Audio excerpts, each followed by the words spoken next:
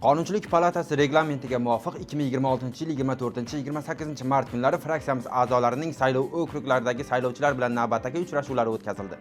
Unda O'zbekiston Ekologik partiyasi fraksiyasining 15 nafar a'zosi ishtirok etib, islohotlar mazmun mohiyatini aholiga yetkazish, davlat tashabbuslarini targ'ib qilish va joylardagi muammolarni o'rganishga alohida e'tibor qaratildi. Deputatlar tomonidan 81 ta mahalla va 31 ta xonadonda muloqotlar o'tkazilib, 84 ta ijtimoiy obyekt, 22 ta tadbirkorlik subyekti va 14 ta tashkilot faoliyati o'rganildi. Jami 232 ta uchrashuvda 3200 nafar fuqaro, jumladan 90 nafar tadbirkor ishtirok etdi. Navro'z bayrami tadbirlari hamda Yashil makon umummilliy loyihasi doirasidagi ko'kalamzorlashtirish ishlarida faol ishtirok etilib, aholining ekologik madaniyatini oshirishga ham alohida e'tibor qaratildi.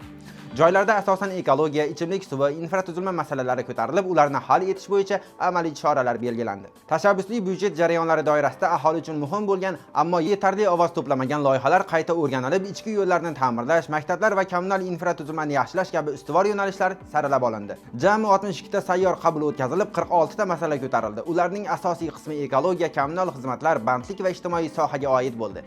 Ko'rilgan choralar natijasida 11 ta masala joyida hal etildi. Qolganlari tegishli darajalarda nazoratga olindi. Amaliy natijalar sifatida Namanganda chiqindi muammosi hal etildi. Elektr ta'minoti yaxshilandi. Andijonda fuqarolar ish bilan ta'minlandi. Samarqandda ichimlik suvi ta'minotini yaxshilash ishlari boshlandi. Olib borilgan ishlar ommaviy axborot vositalari va ijtimoiy tarmoqlarda keng yoritib borildi. Umumiy hisobda 607 marta chiqish qilindi.